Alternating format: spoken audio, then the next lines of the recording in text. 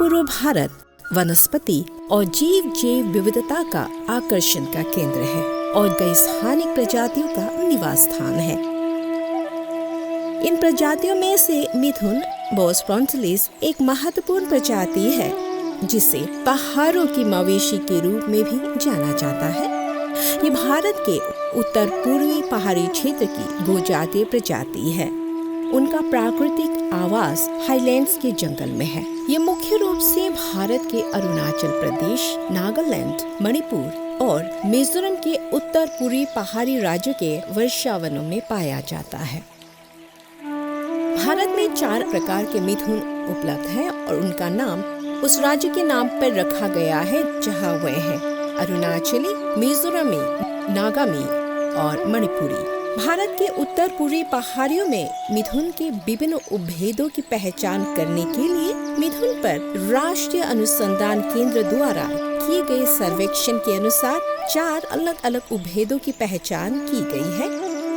इन 4 उपभेदों का लक्षण वर्णन 37 फेनोटाइपिक वर्णों के आधार पर किया गया है और आनुवांशिक लक्षण RAPD के माध्यम से किया गया है और परिणाम 4 अलग अलग उपभेदों के बीच जीनोटाइपिक अंतर के सूचक है।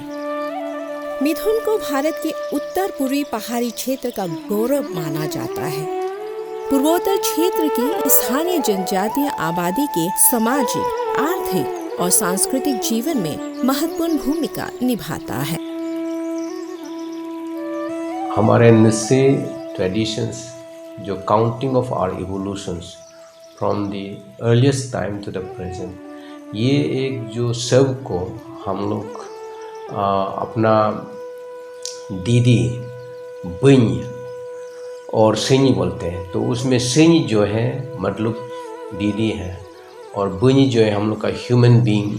हम लोग आने से पर्टिकुलरली तानी ग्रुप में सभी में ये चीज़ मेंटेन करते हैं कि जब भी सबको सेक्रीफाइस हम लोग का ट्रेडिशनल वे में रिचुअल करते हैं, सबको हम लोग एक बहुत एलाबोरेट चांटिंग होता है मंत्र। इसी संदर्भ में पहले ज़माना में सबको जब भी सेक्रीफाइस करता था, जहाँ तहाँ नहीं करते हैं, लेकिन आजकल कमर्शलाइज करने के वजह से और व्यापारी का वजह से ये जो सब जो है दिन ब दिन घटते जा रहे हैं। इसका संख्या बहुत ही कम है, उसका हैबिटेट भी बहुत इफेक्ट हो गया, क्योंकि अधिकतर जंगल जो घने जंगल है उसका जो हरियाली जहाँ वो हैबिटेट रहता है उसमें अभी बागान बनाने लगे। तो उसी के वजह से उसका रहने के लिए जंगल जो जहाँ वो ग्रेजिंग प्लेस है वो लगभग मतलब ना के बराबर, और बहुत से जगह को ये डेवलपमेंट अर्बनाइजेशन की वजह से इफेक्ट। इसलिए अभी मिथुन का संख्या जो बहुत ही घट रहा है।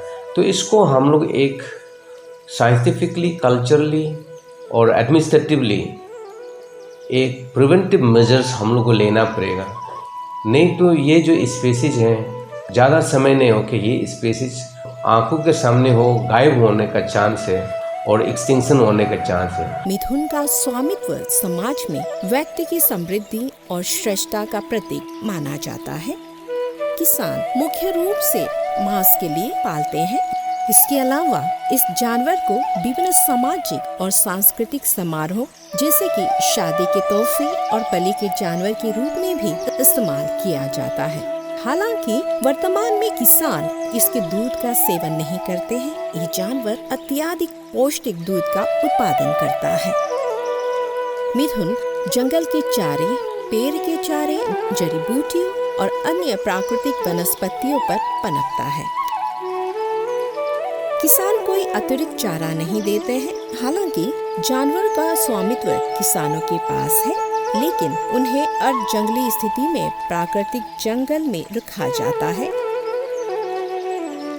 हालांकि किसान कभी कभी सामान्य नमक प्रदान करते हैं, खासकर कुछ प्रयोजनों के लिए रोक लगाने के समय। मालिक अपने मिथुन को अलग अलग रंग जैसे काले, सफेद, भूरे, भूरे सफेद आदि से पहचान सकता है। पहचान के लिए मिथुन के कानों में विभिन्न प्रकार के पहचान चिन्ह बनाए जाते हैं।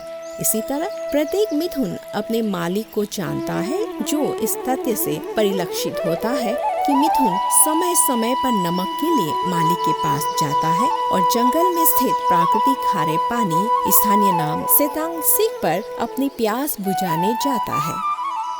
आज हम लोग ये कामले डिस्ट्रिक्ट में बहुत 3-4 पार क्रॉस करके हम लोग का मिथुन जहाँ में पानी पीता है उसको सेतांग सीक बोलता है। सीक मतलब पानी, जो सल्ट वाला पानी होता है, उसी को मिथुन यहाँ में 2-3 पार से आके ऐसे मिथुन पीता है। देखिए, सेतांग मतलब ज़्यादा सभी मिथुन जो यहाँ आके ये पानी पीता है। सीक मतलब जो पानी को, और हम लोग साथ में यहाँ आए तो बहुत सा मिथुन पानी पी रहा है, उसी को बोलता है सेतांग सीक। दूसरे शब्दों में मालिक को अपने मिथुन में कुछ भी निवेश करने की जरूरत नहीं है, क्योंकि उन्हें जंगल में छोड़ दिया जाता है, जो क्षेत्र के कुल भूमि क्षेत्र का लगभग 50% है। मालिक आमतौर पर मिथुन को घने पहाड़ी जंगल क्षेत्र में समुदाय के झुंड में रखते हैं और मिथुन चरवाहों को विशेष रूप से प्राचीन जंगल में अपने जानवरों की देखभाल करने के लिए नियुक्त करते हैं, जहां सूरज की रोशनी मुश्किल से पड़ती है। मिथुन पूरी तरह से स्थानीय रूप से उपलब्ध जंगल के चारे पर निर्भर करते हैं। बेहतर प्रदर्शन के लिए खनिज पूरकता के संदर्भ में विशेष ध्यान रखा जाना चाहिए। खड़ी पहाड़ी ढलानों में विशेष रूप से वर्षा ऋतु में खनिज तत्वों का निक्षालन एक सामान्य घटना है, इसलिए एक विशेष पहाड़ी चराई प्रवणता में मिट्टी में कुछ महत्वपूर्ण खनिज तत्वों की कमी होगी। उस स्थिति में खनिज की कमी हो सकती है। इस स्थिति को ठीक करने का एकमात्र विकल्प खनिज अनुपूरण है। हालांकि नमक चाटना व्यवहार और साथ ही पहाड़ियों में खनिज जल स्रोतों को पीना इन जानवरों में खनिजों की आवश्यकता को पूरा करने का प्राकृतिक तरीका है।